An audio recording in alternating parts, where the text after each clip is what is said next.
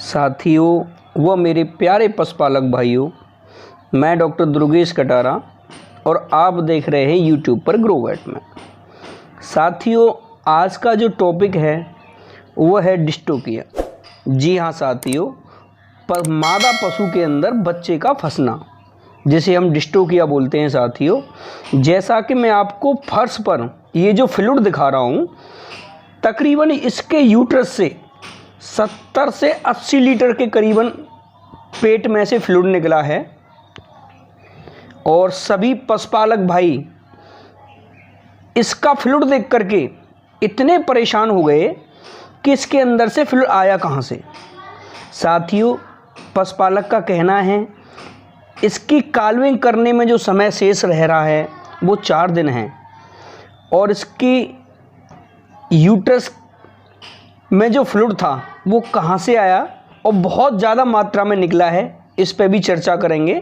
साथ साथ साथियों, अब इसके अंदर जो बच्चा है उसको किस प्रकार निकालते हैं ये विधि मैं आपको धीरे धीरे बताता जाऊंगा। तो सबसे पहले साथियों, हमें अपने हाथ के ऊपर ग्लिप्स पहनते हुए और फिर सरसों का तेल लेकर के धीरे धीरे हाथ को अंदर पास करते हैं, और जब हमारा हाथ बच्चेदानी के अंदर चला जाए तो जैसा कि मैं आपको स्क्रीन पर दिखा रहा हूँ,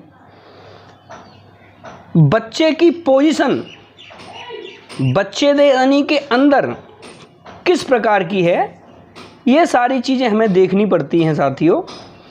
इससे हमें बच्चे को बिल्कुल सीधा, यानी उसको जैसी उसकी पोजीशन होती है काल्विंग करते समय या पशु के ब्याते समय साथियों, उसी पोजीशन में बच्चे को हमें लेके आना पड़ता है। सपोज कीजिए यदि बच्चा उल्टा आ रहा है, यानी पूंछ वाली साइड से आ रहा है, तो सबसे पहले पूंछ वाली साइड से दोनों पैर एक एक करके पीछे को निकालेंगे। यदि जिस दिन भी इस तरीके का कोई भी केस मिलेगा डिस्टोपिया का, पूंछ वाली साइड से ब्याने वाला या काल्विंग करने वाला साथियों, तो उसको भी दिखाया जाएगा। अभी फ़िलहाल इसका एक एक पैर को अंदर से सीधा करके बाहर को निकालना है। उसमें आपको सावधानी ये रखनी है साथियों कि बच्चेदानी में कहीं भी पैर से कोई भी रैप्चर कंडीशन ना बन जाए। इस तरीके से एक एक पैर को आराम से बिल्कुल धीरे धीरे बिल्कुल सीधा कर लेना है। और उसकी फिर गर्दन की भी पोजीशन देखनी है कि अंदर जो उसकी गर्दन है वो पोजीशन कहीं मुड़ी हुई तो नहीं है। और कभी कभी ऐसा हो जाता है साथियों, गर्दन पशु बच्चे की नीचे की ओर मुड़ जाती है और हम धीरे धीरे पैरों को निकाल लेते हैं, लेकिन ऐसा नहीं करना चाहिए। यानी जब हम बच्चा निकाल रहे हों तो बच्चे की गर्दन बिल्कुल सीधी होनी चाहिए। और फिर क्या करना है साथियों, सबसे पहले बच्चे की गर्दन को धीरे धीरे सीधा कर लेते हैं।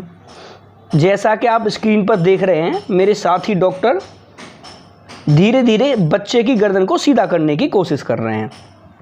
और फिर साथियों धीरे धीरे करके एक एक पैर को, यानी गाय के बच्चे के धीरे धीरे एक एक पैर को अंदर ही बांध दिया जाता है।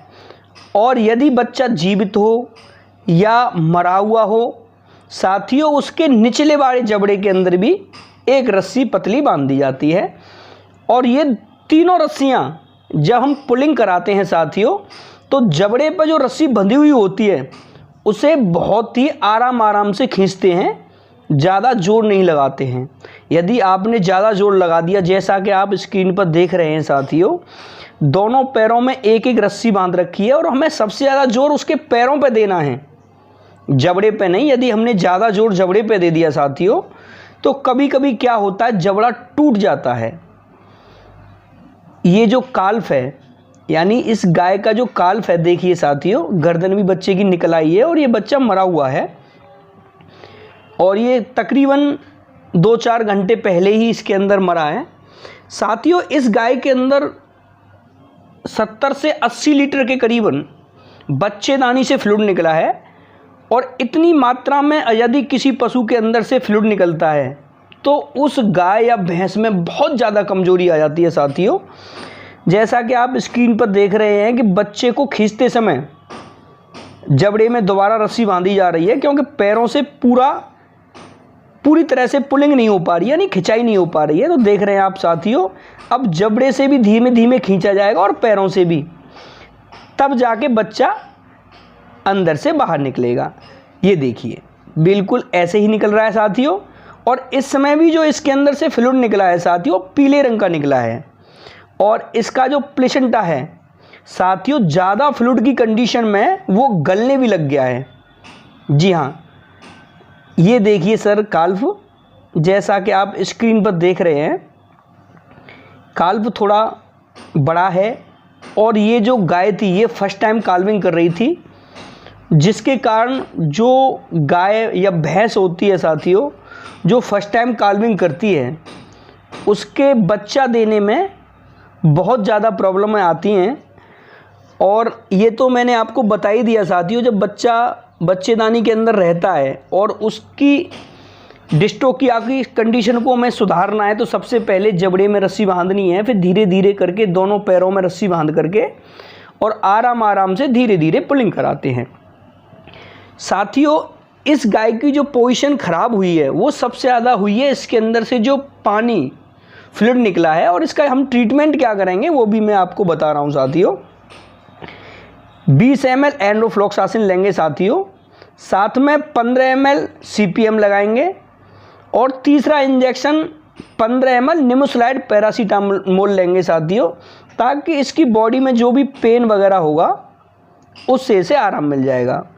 और चौथा इंजेक्शन साथियों इसके लिए हम टिटनेस का लेंगे, क्योंकि कभी कभी देखा गया है साथियों, ब्याते समय या जेन निकालते समय किसी किसी पशु की बच्चेदानी के माध्यम से पशु को टिटनेस बन जाती है।